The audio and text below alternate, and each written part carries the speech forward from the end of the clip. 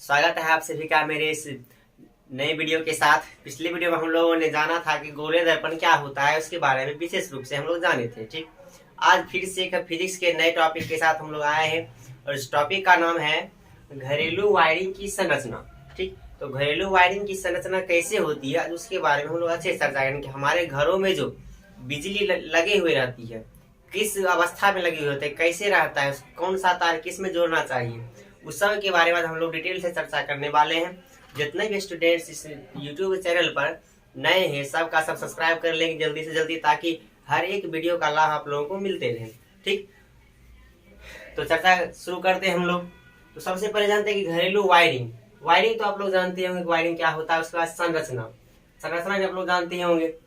ठीक, किसी भी चीज का मान लिया हम डायग्राम बनाते हैं उसको क्या कहते हैं हम लोग, संरचना कहते हैं। जैसे कि मान लिया जाए हम कहते हैं कि मनुष्य का संरचना बनाओ, उसके कंकाल का संरचना बनाओ, तो कुछ सिर्फ हम क्या करें, लकड़ी को इस प्रकार दर्शाते हैं किसी भी प्रकार से। मान लिया जाए हमें कहा जाए कि हृदय का चित्र बनाइए, हृदय का संरचना बनाए, सचित्र वर्णन करें, सबका हम क्या करते हैं, क्या मछली को उठा करके जाकर रख देते उस पर? नहीं, हम लोग क्या करते हैं उसका क्या करते हैं इस प्रकार से। मान लिया जाए हमें मछली का चित्र बनाना है तो इस प्रकार से कर देंगे, इस प्रकार से। मान लिया जाए मछली बनाना होगा तो इस प्रकार से कर देंगे, या बन गया मछली का। ठीक, मान लेते क्या कि मछली है। ठीक, इस प्रकार से मछली का तो क्या हुआ, सिर्फ इसका हम क्या किए हैं, लकड़ी के द्वारा दर्शा दिए, रेखा के द्वारा दिया, क्या कहला जाएगा, संरचना। ठीक, यानी कि रचना सहित। तो घरों में जो वायरिंग क्या रहता है, यानी कि तार, तार जो लगा हुआ रहता है घर में किस अवस्था में लगा हुआ रहता है, कैसे रहता है, उसके बारे में चर्चा करने वाले हैं। तो सबसे पहले हम जानेंगे आखिर घरों में तार किस प्रकार से कैसे लगा हुआ रहता है। ठीक, तो हम लोग जानते हैं कि एक होता है प्लस तार, एक होता है माइनस तार।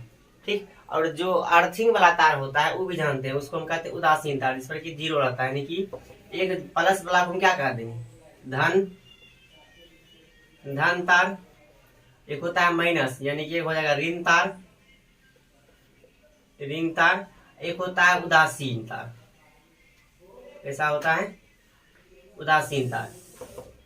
अब इसमें सोचने वाली बात यह है कि हमारे घरों तक बिजली आती कैसी है, कि हमारे घरों तक बिजली पहुंचती कैसी है।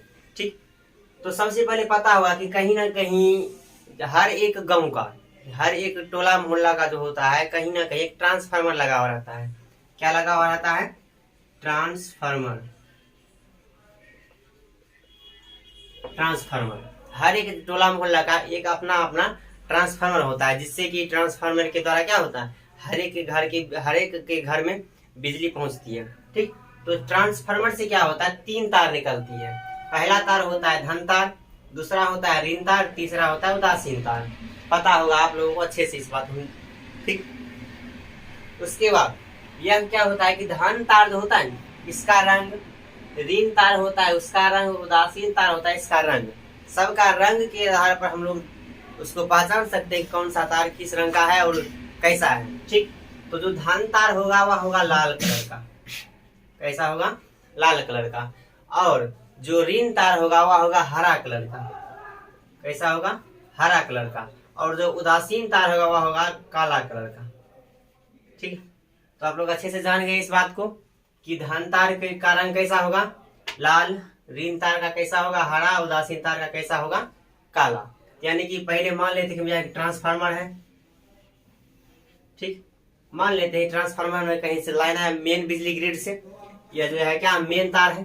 मेन तार से कहाँ आया, इसे बिजली ग्रिड में आया, मतलब ट्रांसफार्मर में आया, ट्रांसफार्मर। ठीक, अब इस ट्रांसफार्मर से कितना तार निकल रही है, तीन तार निकल रही है। ठीक, तो इस प्रकार से तीन तार को हम दर्शा रहे हैं। ठीक, यह हो गया तीन तार। अब यह तीन तार क्या होगा, हमारे घरों तक पहुंच जाएगी।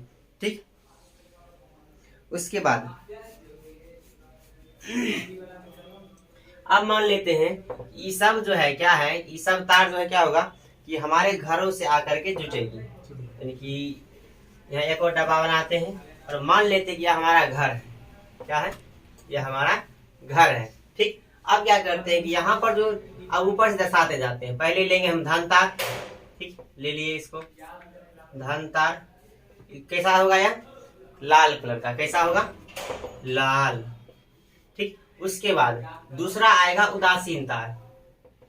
उदासीन तार, ठीक। तीसरा होगा हरा तार, और इसी हरे तार को हम लोग कहते हैं भू संपर्क, जिसे कि हम लोग कहते हैं अर्थिंग।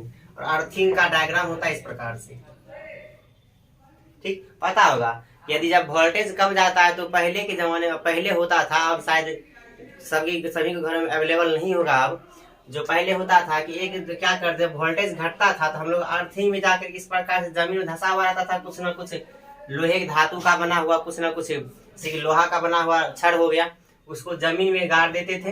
गाड़ने के बाद क्या होता कि यहाँ पर जैसे हम लोग पानी देते थे, यहाँ पर क्या होता था, हर हमेशा नमी बनाए रखना पड़ता था। लेकिन जैसे इस पे हम पानी देते थे, अच्छा से क्या होता था कि फिर से इसका वोल्टेज की आपूर्ति हो जाती थी। उसी प्रकार से जो अर्थिंग वाला तार होगा वह किस रंग का होगा, हरा रंग का होगा, ठीक। यह क्या हो गया, अर्थिंग। इसे हम क्या कहते हैं, भू संपर्क। भू संपर्क, भू का मतलब होता है धरती, ठीक। धरती के साथ जो संपर्क में होगा, भू संपर्क, ठीक। लेकिन भू संपर्क तार एग्जाम में पूछा जाएगा, भू संपर्क तार किस रंग का होता है, हरे रंग का, या फिर धनात्मक तार किस रंग का होता है, लाल रंग का, या फिर ऋणात्मक तार किस रंग का होता है, हरा रंग का, उदासीन तार का रंग कैसा होता है, काला होगा। तो इस प्रकार से सारा का सारा क्या होगा, मिल जाएगा, ठीक। उसके बाद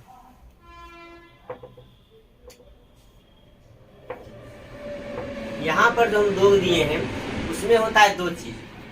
पहला होता है एक मेन लाइन, ठीक।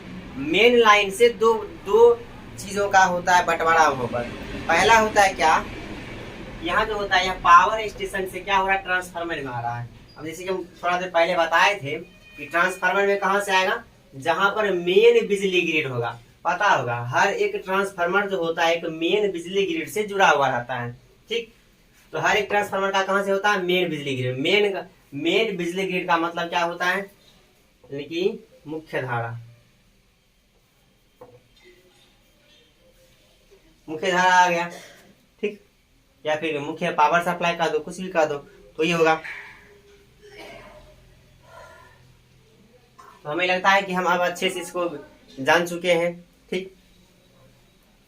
अब जानने वाली बात यहाँ पर यह है कि हमारे घरों में यहाँ से यहाँ तक तो आ गई बिजली, अब जो हमारे घर में बिजली आएगी वह कितना एम्पियर का होगा, ठीक। तो हमारे घरों में दो प्रकार के आते हैं। पहला होता है एक ऐसा होता है जिसमें 15 एम्पियर होता है, और दूसरा होता है 5 एम्पियर का, ठीक। तो 5 एम्पियर का और 15 एम्पियर का कब होगा, हम लोग पहले जान चुके हैं। यदि नहीं जानते तो फिर से जान लीजिए। 15 एम्पियर का वैसा यंत्र उसमें लगेगा जिसमें अधिक धारा प्रवाह है, जैसे कि मान लेते हीटर, क्या हो जाएगा, हीटर, या फिर हो जाएगा कूलर, या फिर चलाएंगे एसी। उस सब के लिए कितना एम्पियर का चाहिए, 15 एम्पियर का।